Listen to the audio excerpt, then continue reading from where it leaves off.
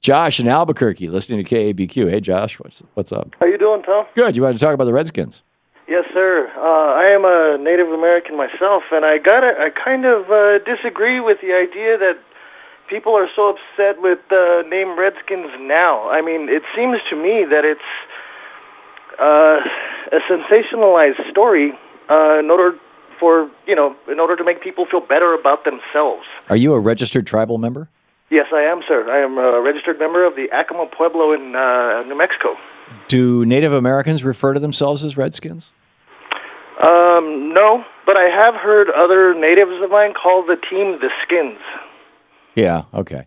But we don't have the Alabama Blackskins or the San Francisco Yellowskins or Sure. the Detroit Whiteskins. Some people aren't offended by it. I mean, by referring to somebody's skin color, that's defining them in a way that is racial rather than noble. But I think it does no good to want to change it now. I mean, when you look at the problems plaguing our people, look at our reservations. Most people live on the reservations, live in poverty. They have obesity. The sequester just completely crippled our Indian Health Services. Yes. I mean, we have alcoholism. We have casinos, a self-imposed gambling problem. It's kind of, if we change the name tomorrow of the Redskins, let's say we change it to something else. If we change the name tomorrow, it would not affect one Native American in any real way. But here's the good thing that this conversation has done, Josh. By evoking this conversation, by the president evoking this conversation, Bob Costas and the national media, it has cast a light on the exact problems that you just described. And this is an opportunity. This is an opportunity to step into that debate that I would encourage Native American leaders around the United States to take, to step up. And whether they're going to say, as you did, it doesn't matter that much to me, or whether they're going to say, yes, please change the name, they should say, oh, and by the way, we have been suffering oppression, and we're you talk about Holocaust. The Holocaust of Native Americans was far larger than than any other Holocaust in the history of the world, as far as I know. And that Holocaust is ongoing, and the prison camps still exist, arguably, and the we call them reservations, and the ghettos still exist in our schools and in our housing. And let's have a conversation about those things. See, but that's why I think this is more of a way for non-native peoples to make themselves feel better about the fact that they treated us so horribly in the first place. It's kind of too little, too late. I mean, that's great, but why wasn't the first thing that was brought up, about the poverty that we live in? A lot of our elders, we talk about the need of Social Security. Bernie Sanders comes on the show all the time, and he always talks about how seniors are having trouble making it, from month to month, and it's true. And it's also true of, native elders and seniors who yes. Oftentimes don't have, transport to make it to, the hospital or to pay for their meds or whatever. Yeah.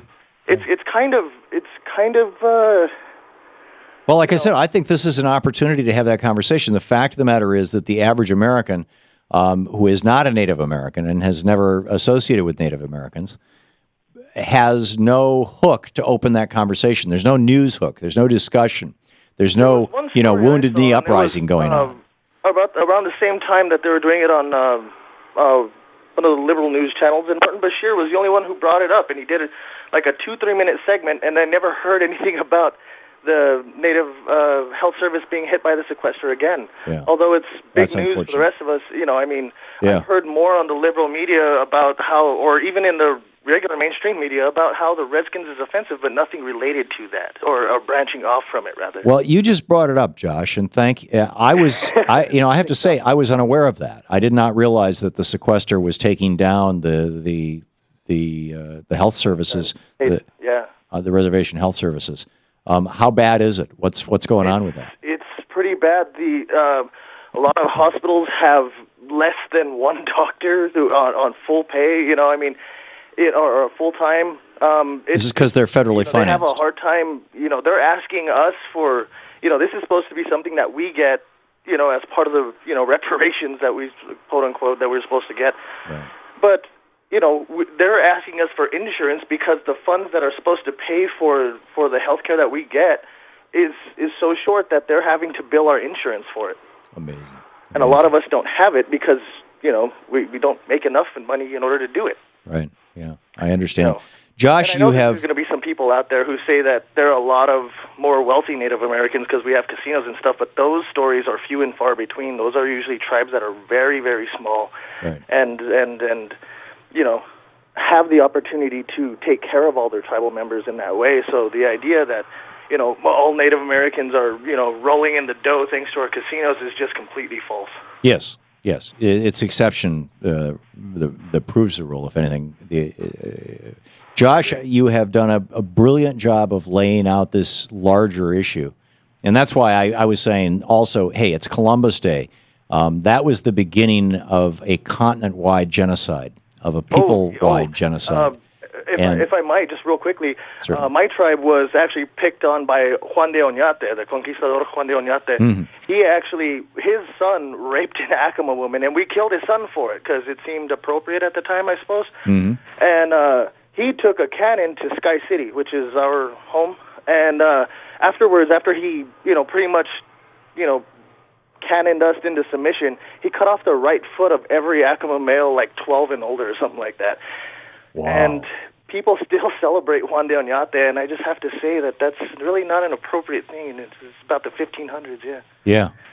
And these are the stories that we're not teaching our kids in school, that we need to be teaching our kids in school, and the things that we need to be talking about. And once again, if Columbus Day or the debate about the Washington Redskins can evoke these conversations, I mean, it got you to call in and say these things, and hopefully the more conversations like this will happen. I realize the corporate media is probably going to stay as far away from this as they can, but here's an opportunity to try and knock on that door. So, regardless of the position you're taking on what Bob Costas and the president are saying, the fact that they're taking that position has cracked the door open for a conversation like this. Josh, thank you for the call. Thank you, sir. And for your insights and thoughts.